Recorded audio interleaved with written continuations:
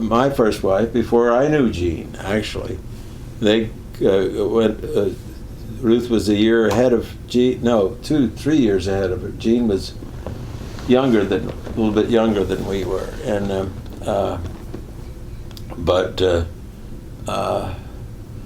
so the sports going on about sports and basketball, and I'll come back to some of the other subjects, but basketball, we played junior varsity, as I said, and then varsity, and as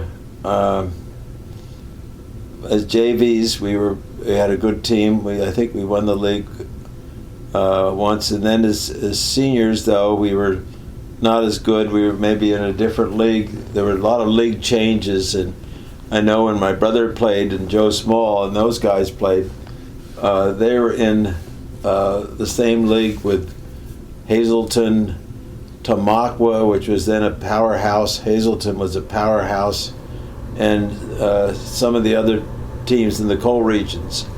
And one game that I saw that my brother played in, and Joe Small, the score was Tamaqua beat him 72-17. I still remember that game. Hazleton beat them 54-4. They had 4 foul shots. They scored no field goals, and they were awesome, Hazleton. And they had a big fire siren.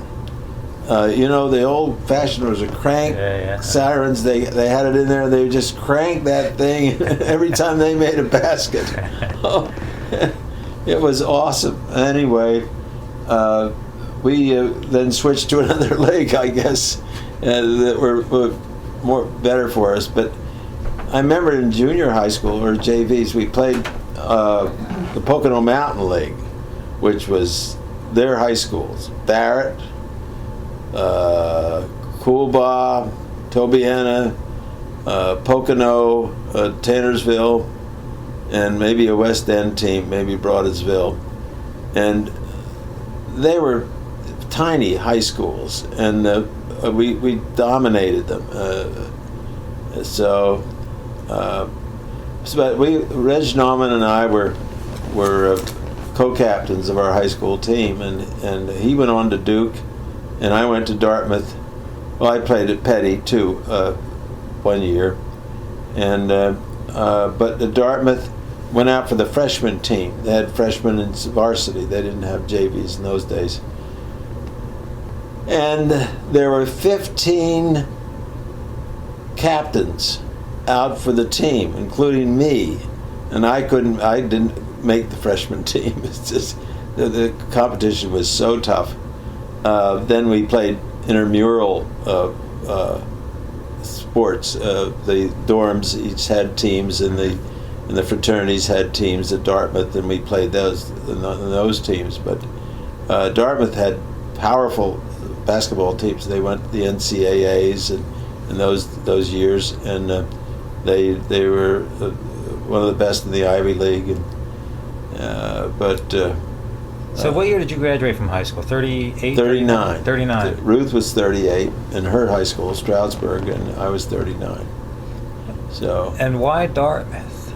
Well, because Chud was already there. Yeah, Chud was there, and we were up a couple times and visited him. We liked the campus. We liked winter sports. We were getting into winter sports at that point, and we just thought that the whole thing was fun. It was a lot of fun.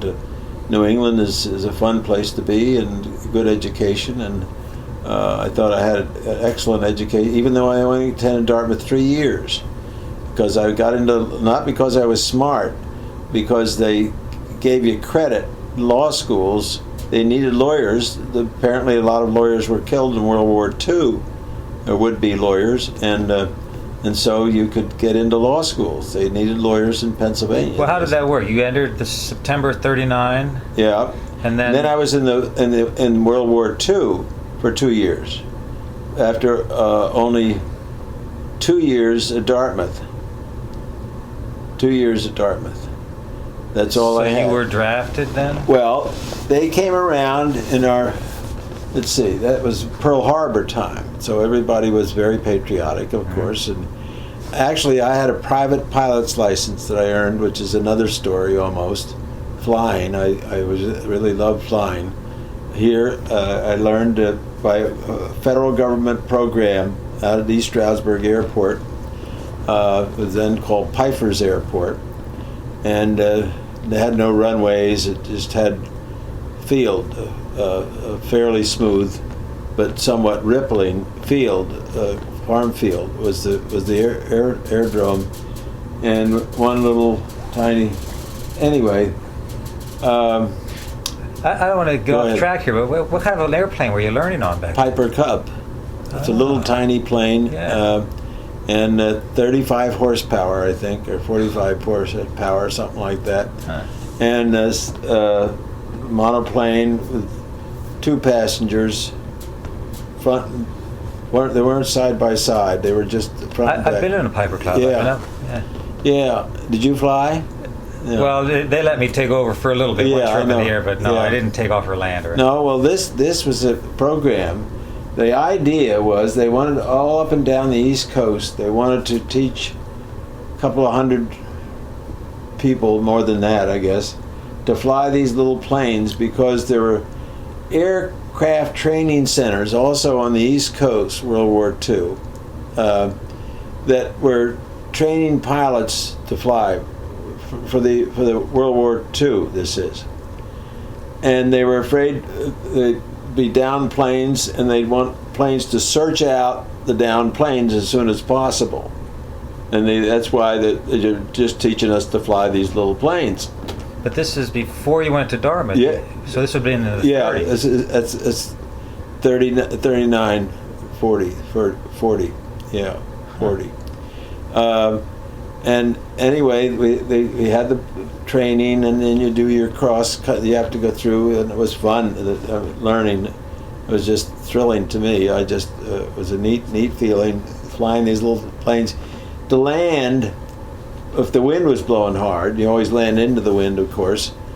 You had to side slip because you couldn't lose altitude. We didn't have flaps. There were no such things as a real flap. You had flaps on the wings to go up and down, of course, but in order to get into the lose airspeed, you had to do a little slide slipping a little bit and lose altitude into the wind and set it down, and that was fun. And then the cross country flight was fun because you soloed. Well, you had to learn to do stalls and we did spins and how to get out of a spin if you're in a spin, and then you take a test. And we had to we went to East Stroudsburg College then to do our ground school. You learn the rules of flight, safety, and different kinds of things, and you learn some meteorology about clouds and stay away from thunderstorms and things like that, and what a little about navigation, how to read maps, aerial maps, and so you don't get lost because everything looks so much different from the air, of course. And on my cross country flight, it was from East Stroudsburg to just outside of Philadelphia, in Bucks County someplace, but I can't remember. It was the Naval Airfield, and you land there and you report in. Then you go to Mercer Airport at Trenton, fly east to Trenton, and that's no problem. And land there and check in, and then take off and go home over North Jersey, which is another problem. You could easily get disoriented going over those mountains, however low they are, and they're hard to pick out sometimes, especially then when North Jersey wasn't settled much at all, landmarks to go by, because you have a compass, but you have no radio. We had no radios, and so you had your map in front of you, and if you had mapped out your route on your map, and with certain checkpoints on it, and if you couldn't find a checkpoint, you're off your route because wind pushes you sometimes, especially in the very light planes. The wind is a real factor in a single-engine plane. Now, just to clarify this, you were like 17 or 16 when this was happening? 18. 18? Yeah. Before you went away to college? Yeah, as a matter of fact, because the last time I flew was up at Dartmouth on a little airport over in Vermont, nearby. Dartmouth College, White River Junction. It's maybe 5 miles from Hanover, and I rented a plane once and took it up there. And you haven't flown since? I haven't. I haven't flown. I did fly when I was in the Army. That's another part of another story. The Army service was all in the States, but then at Dartmouth, of course, when they came around, they talked about joining the Air Force, and I wanted to fly and shoot down Germans and Japanese planes. And they said, if you guys sign up, you can finish college, and we were freshmen, and then we'll let you, maybe it was either freshman or sophomore year. Sometimes I get mixed up on the actual dates. You sign up and finish college, and then we'll call you to active duty. You'll take your, hundreds of us signed up and continued on at Dartmouth, and about 6 months or 9 months later, they said, "Sorry, we need you now, and we're going to change the rules, and you're in the Army, Air Force," and they sent me to Nashville to be processed. And at Nashville, they learned that I have no angle of convergence, which is depth perception. Now, how I could play good tennis and good ping pong and some baseball, I didn't understand, but they washed me out of cadets. And from there, I went to various places and did other things. How'd you feel about that, by the way? Oh, I was depressed. I wanted to go fly because I love flying, and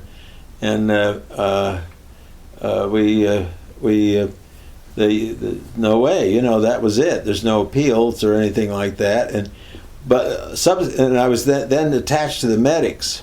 Well, they also taught me how to type. At first, they were going to make me a radio operator, and because they give you sort of an occupational tests and stuff like that for the different things that they need. A radio operator, and you take basic training in Jefferson Barracks, Missouri, which I had some interesting experiences. And then we went to Grinnell, Iowa, and there they tested me and said radio operator. But then when I went to Salt Lake, they taught us typing, and I became a clerk typist in the Army, became chairborne instead of airborne. And we sometimes call ourselves typewriter commandos. so we had all kinds of names.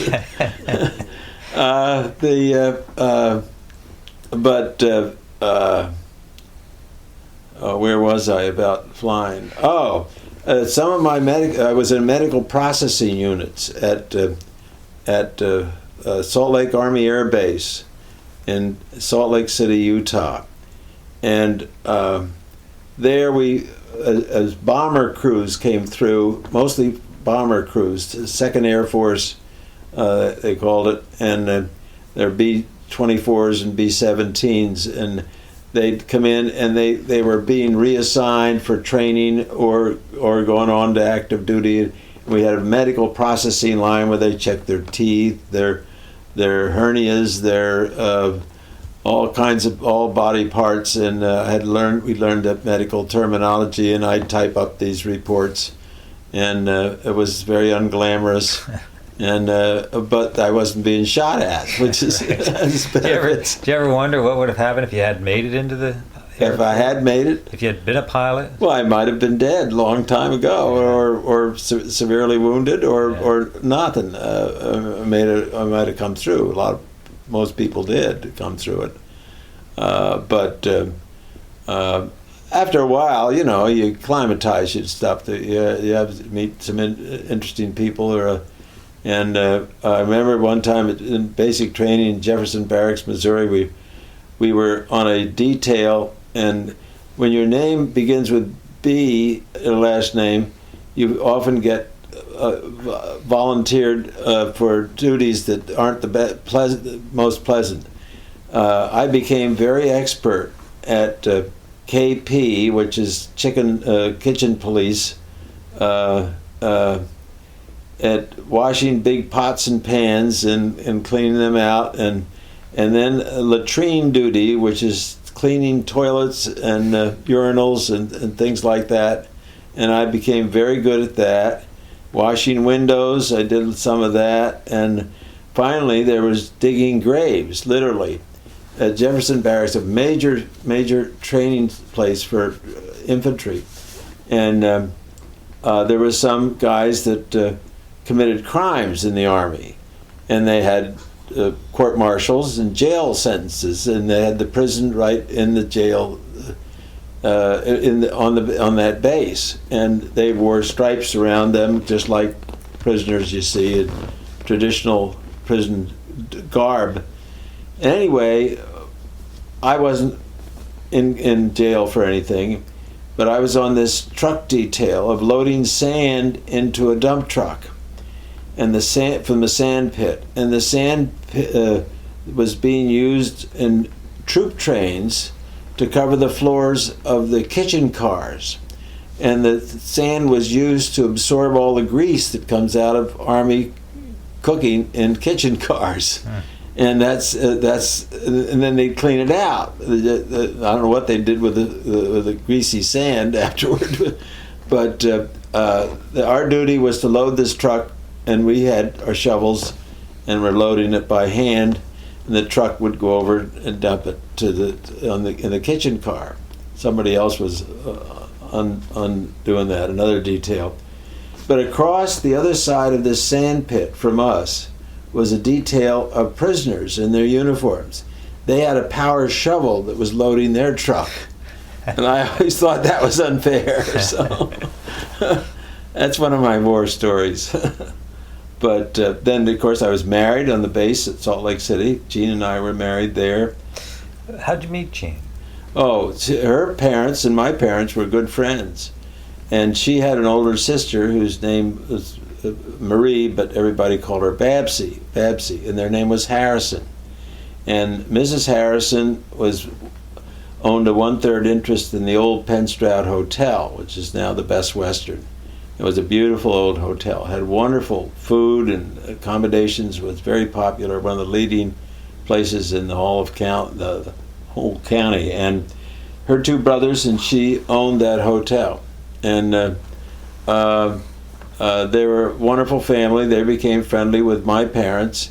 And Chud, they had older daughter Babsy, was a really beautiful girl and a great dancer, and Chud fell in love with her, got married to her during World War II, and I started dating the younger sister, who was Jean, and we fell in love and got married. We got engaged first, and then later got married out in Salt Lake City, and had Diane, our oldest, 11 months afterward, and from there on we had a wonderful, happy marriage, and a lot of fun raising our respective kids. Chud and Babsy had 5 kids, 1 boy and 4 girls, and Jean and I had 4 children, 1 boy and 3 girls, one of whom you dated. Yes, so, that's right. I know her well. Yeah, and Peggy is. Our kids are doing great, I think, and so they're still very close, and we communicate very well. And even while Peggy was over in Sri Lanka this past 2 weeks, and was telephoning and sending emails and stuff to us all about Sri Lanka. But and Peggy, Elizabeth, of course, my partner in the law, and the law was a wonderful experience for me, and still is. I'm still practicing part-time, and I'm a past president of the Bar Association, and I'm a co-founder of several committees and co-chair of several committees of our local bar, and I'm still active in I'm on the board of the Bar Foundation, which is a charitable function and with an outreach to the youth of the county. And we do a very active stuff in the estates, wills and trusts, and estate planning section of the bar. We put on programs and educational programs for other lawyers, and both locally and other parts of the state. And I've taken seminars. I'm also a member of the Estate Planning Council of Northeastern Pennsylvania and of the Dartmouth Lawyers Association, where we learn and take and also go skiing. And that's an interesting experience. You know, we've been talking for almost, well, 2 different times, but probably an hour and 40 minutes. Are you getting tired? Would you rather we continue this another day? Oh yeah, it might be more fun. You want to do another day? Let's wrap up something. It's after 2:00. Yeah. I had enough, I guess, okay. for the day. Well, thanks very much.